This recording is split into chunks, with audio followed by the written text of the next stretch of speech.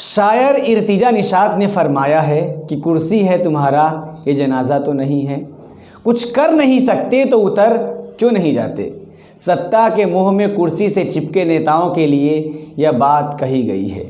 हालांकि ऐसे नेताओं की चमड़ी इतनी मोटी होती है कि उन्हें न ऐसी लाइनों से कोई फ़र्क पड़ता है, न अपनी नाकाबिलियत पर उन्हें कोई शर्मिंदगी ही महसूस होती है, न जनता की तकलीफ़ों से उनका कोई वास्ता रहता है। उनके लिए सत्ता सबसे बड़ा सच होती है और कुर्सी का साथ पूरी ज़िंदगी बना रहे, इसके लिए अगर उन्हें विचारधारा से समझौता कर दल बदलना पड़े, धुरविरोधी पार्टी में शामिल होना पड़े, तो वे बेहिचक ऐसा कर लेते हैं।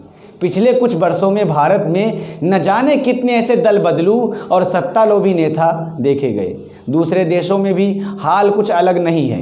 अमेरिका में हार के बाद जिस तरह डोनाल्ड ट्रंप ने चुनावों को गलत ठहराते हुए सत्ता में लौटने की कोशिश की, या हाल ही में ब्राज़ील में लूला डी सिल्वा की सरकार के खिलाफ पिछले राष्ट्रपति बोल्सोनारो के समर्थकों ने जो उपद्रव किया, यह सत्ता लोभ का ही एग्जाम्पल है। हालांकि भारत में सोनिया गांधी जैसी नेता भी हैं जिन्होंने लाभ के पद का मामला उठने पर संसद पद से इस्तीफा देने में देर नहीं की। यूपीए के बहुमत में आने के बाद भी उन्होंने प्रधानमंत्री पद स्वीकार नहीं किया। उनसे पहले ज्योति बसु ने भी प्रधानमंत्री पद ठुकराकर ऐसी मिसाल पेश की थी। हाल में दिवंगत समाजवादी नेता शरद यादव ने लोकसभा कार्यकाल को 6 साल करने के इंदिरा गांधी के फैसले के खिलाफ कदम उठाते हुए संसद सदस्यता छोड़ दी थी। उस वक्त मधुलियमे ने भी अपनी संसद पद से इस्तीफा दे दिया था, क्योंकि जनता ने इन्हें 5 साल का जनादेश दिया था। दुख की बात है कि सत्ता का मोह न पालने वाले ऐसे नेताओं के एग्जाम्पल इतने कम हैं कि उंगलियों पर गिने जा सकते हैं। जबकि जीवन के आखिरी पड़ाव पर आकर भी किसी पद की लालसा और लालच लगाए लोगों की कमी नहीं है। सत्ता के शीर्ष पर रहकर पद से विमुख होने के चंद अनूठे मिसालों में अब एक नाम और जुड़ जाएगा। न्यूजीलैंड की प्रधानमंत्री जेसिंडा आर्डन ने ऐलान किया है कि वे साल फरवरी तक लेबर पार्टी की नेता पद से इस्तीफा दे देंगी, जिसके बाद आने वाले दिनों में उनके उत्तराधिकारी को चुनने के लिए वोटिंग होगी।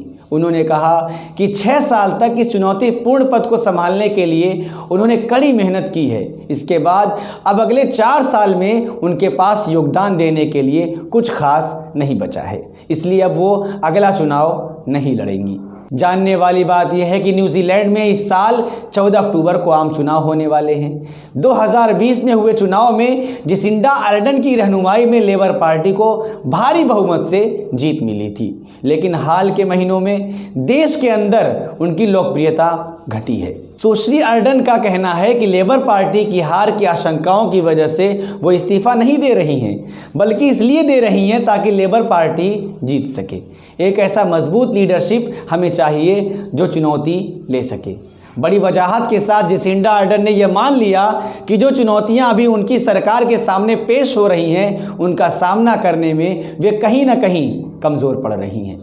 अमूमन सत्ता के शीर्ष पर बैठे लोग अपनी नाकामी का ठीकरा दूसरों के सिर फोड़ते हैं और जवाबदेही से बच जाते हैं, लेकिन न्यूजीलैंड की मौजूदा प्रधानमंत्री ने बड़ी साफगोई के साथ अपनी काबिलियत और सीमाओं को मान लिया है। और ऐसा नहीं है कि उन्होंने अपने कार्यकाल में किसी बड़ी चुनौती का सामना नहीं किया हो। ये जेसिंडा आर्डन का ही लीडरशिप था जिसमें न्यूजीलैंड कोरोना जैसी महामारी में बिना किसी खास नुकसान के निकल आया। जब अमेरिका और ब्रिटेन जैसे शक्तिशाली देशों में त्राही त्राही हो रही थी, तब न्यूजीलैंड में जनजीवन सामान्य था। इसी तरह आतंकवाद की चुनौती का सामना जेसिंडा आर्डन ने क्राइस्ट चर्च मस्जिद में हुई गोलीबारी के वक्त किया।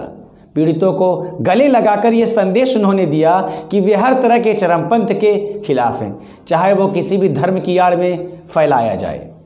जेसिंडा आर्डन अपने अब तक राजनीतिक करियर में कई वजह से सुर्खियों में आई। जैसे 2017 में जब वे पहली बार प्रधानमंत्री बनी तो उनकी उम्र महज 37 साल थी और उस वक्त वे दुनिया की सबसे कम उम्र की राष्ट्र प्रमुख थी। जून 2018 में उन्होंने अपनी संतान को जन्म दिया और इस तरह वे बेनज़ीर भुट्टो के बाद दुनिया की दूसरी प्रधानमंत्री बनी जिन्होंने पद पर रहते हुए मां बनने का गौरव हासिल किया। उस वक्त उन्होंने एक इंटरव्यू में कहा था, मैं काम करने वाली और मां बनने वाली पहली महिला नहीं हूं, कई महिलाओं ने पहले भी ऐसा किया है। यानी उन्होंने प्रधानमंत्री पद की जिम्मेदारियों को भी बाकी कामों की तरह ही माना और खुद को एक कामकाजी महिला समझा। समानता का यह संदेश आज की राजनीति में नायाब है, मिलना मुश्किल है। अपने पद से इस्तीफे की घोषणा करते हुए जेसिंडा आर्डर्न ने कहा कि मैं इस उम्मीद और विश्वास के साथ देश की लीडरशिप छोड़ रही हूं कि देश का नेता ऐसा हो जो नेकदिल होने के साथ मजबूत हो, संवेदनशील होने के साथ फैसले लेने वाला हो, आशावादी हो और देश का काम एकाग्रता से करे और अपनी शख्सियत की छाप छोड़े और जिसे ये पता हो कि कब लीडरशिप छोड़ देना है। इस आखिरी सेंटेंस में उन्होंने गहरा संदेश दिया है कि नेता को पता होना चाहिए कि अब उसकी उपयोगिता खत्म हो रही है और उसे कुर्सी से उतर जाना चाहिए। जिस तरह कमल के पत्ते अपने ऊपर पानी की बूंदों को ठहरने नहीं देते, ऐसे अलहदा भाव से पद संभालना नायाब ही है। क्या ऐसा भारत में मुमकिन है? ये सवाल आपसे है और अगर नहीं है तो क्यों नहीं है, ये सवाल भी आपसे ही है। कमेंट में आप अपना जवाब ज़रूर दीजिए और मुझे दीजिए इजाज़त। मिलते हैं फिर किसी नए खुलासे के साथ।